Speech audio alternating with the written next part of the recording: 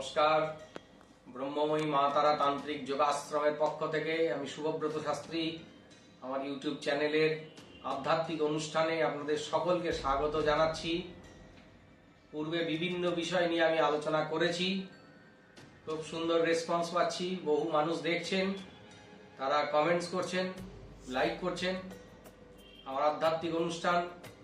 তারপরে ধর্মীয় বিষয় নিয়ে বিভিন্ন তান্ত্রিক বিষয় নিয়ে আলোচনা করছি, সেগুলো নিয়ে আপনারা উৎসাহ প্রকাশ করেছেন। আজকের এপিসোডে আমার আলোচ্য বিষয় হচ্ছে ছেলে মেয়েদের বিবাহে বাধা কেন। অনেক সময় দেখা যাচ্ছে যে ছেলে বা মেয়ে খুব পড়াশোনায় ভালো, ব্রিলিয়ান্ট স্টুডেন্ট, ভালো চাকরি করছে, পড়াশোনা করেছে, শরীর স্বাস্থ্য ভালো, দেখতে শুনতে ভালো, ভদ্র ব্যবহার, ভদ্র পরিবার, কিন্তু ঠিক মতো বিবাহ হচ্ছে না, সময়ের মধ্যে বিয়ে হচ্ছে না। বয়স বেড়ে যাচ্ছে, 30 বছর পার হয়ে গেছে, 35 বছর পার হয়ে গেছে, কারো 40 ছুঁই ছুঁই বয়স, একাধিক সম্বন্ধ আসছে, কিন্তু বিয়ে ভেঙে যাচ্ছে, লাস্ট মোমেন্টে বিয়ে ক্যান্সেল হয়ে যাচ্ছে।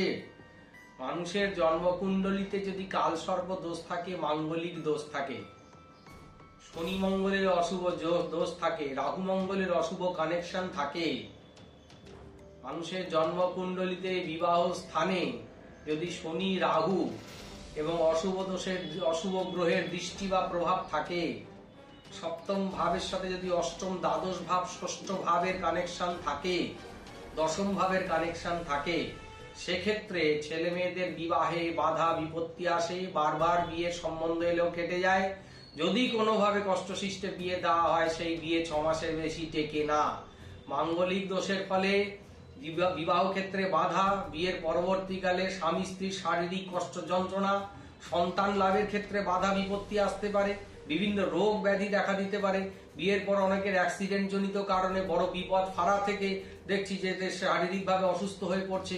বিয়ের পর তার জীবনে আয় উন্নতি, রোজগার কমে যাচ্ছে, বিভিন্ন বিপদ এসে যাচ্ছে, সাংসারিক জীবনে অশান্তি, দাম্পত্য অশান্তি, বিবাহ বিচ্ছেদ, বিবাহ বহির্ভূত সম্পর্কে জড়িয়ে পড়ছে।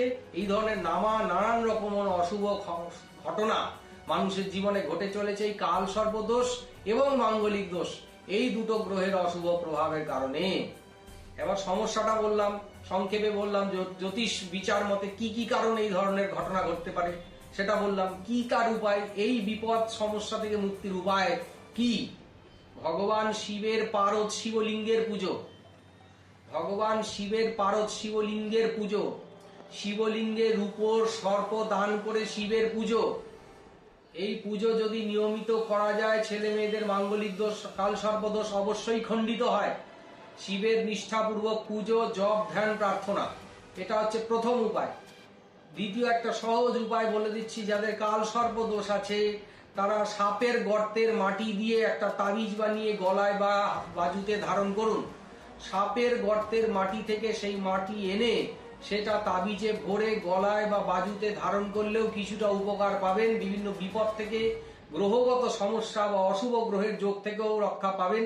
মাঙ্গলিক দোষ, কাল সর্পদোষের অশুভ প্রভাব থেকে রক্ষা পাবেন। ভগবান শিবের পুজো করলে, পারদ শিবলিঙ্গের পুজো করলে কাল সর্পদোষ থেকে মুক্তি লাভ করা যায়। রূপ সর্প দিয়ে শিবের পুজো দিলেও কাল সর্পদোষ থেকে মুক্তি লাভ করা যায়।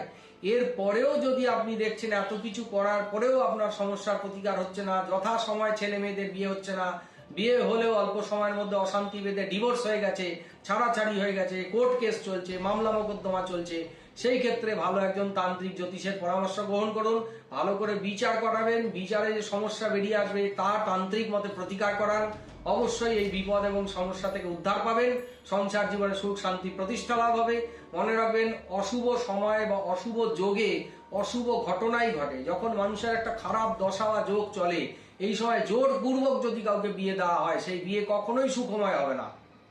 খারাপ সময় খারাপ জিনিসটাই মানুষের জীবনে আসে। শুভ সময় যখন মানুষের জীবনে আসে, তখন চারিদিক থেকে ভালো ঘটনাগুলো ঘটতে থাকে।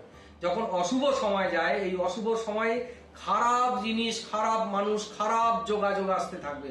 তাই খারাপটাকে আপনি আপন করে নিচ্ছেন এই অশুভ যোগে, অশুভ সময়।